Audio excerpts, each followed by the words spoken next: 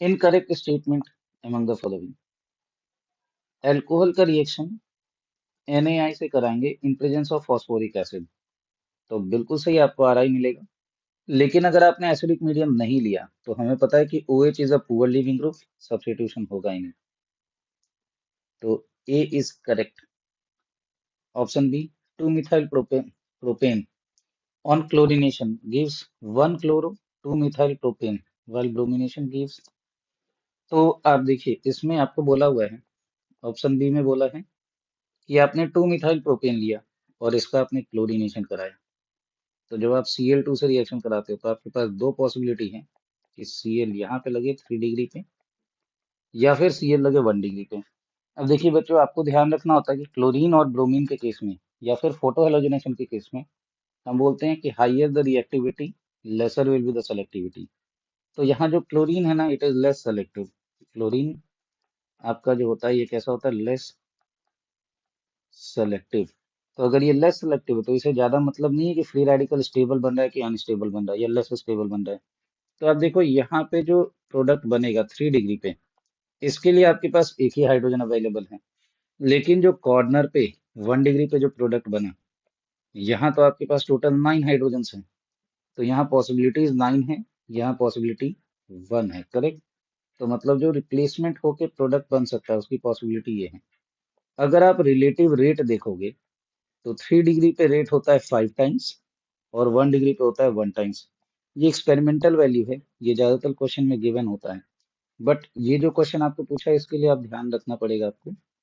तो देखिए जो रिलेटिव रेट आपका है ये 3 डिग्री पे होता है क्लोरीन के लिए 5 टाइम्स और 1 डिग्री पे होता है 1 टाइम्स। तो इस हिसाब से देखें आप, तो यहाँ पे total probability of the reaction कितनी है, 5। मतलब जो आपका 3 डिग्री प्रोडक्ट बन सकता है वो बनने की प्रोबेबिलिटी है 5 टाइम्स।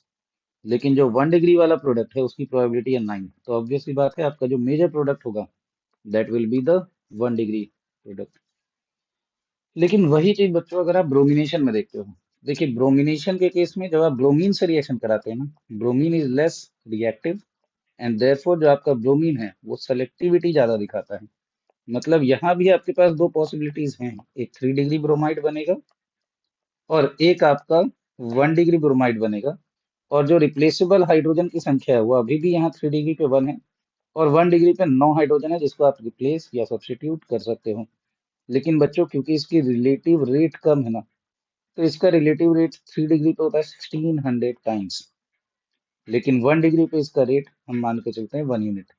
तो इस हिसाब से आप देखो तो 3 डिग्री प्रोडक्ट बनने की प्रोबेबिलिटी है 1600, लेकिन जो 1 डिग्री प्रोडक्ट बन सकता है उसकी प्रोबेबिलिटी कितनी है, मात्र 9। इसलिए आप बोल सकते हो कि more than 99% of the product will be the 3 degree. तो इसलिए ब्रोमीन के केस में जो आपका मेजर प्रोडक्ट है ना वो हमेशा फ्री रेडिकल की स्टेबिलिटी से डिसाइड होगा।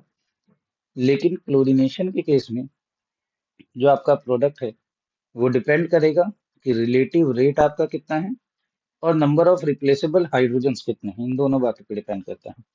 So yes, the statement is correct कि जब आप क्लोरीनेशन कराते हो तो 1 डिग्री वाला मेजर बनेगा, लेकिन ब्रोमिनेशन में 3 डिग्री मेजर बनेगा। तीसरा स्टेटमेंट आपको बोला है कि usually high temperature prefer substitution. गलत। हाई टेम्परेचर पे बच्चों एलिमिनेशन होता है ना कि सब्स्टिट्यूशन।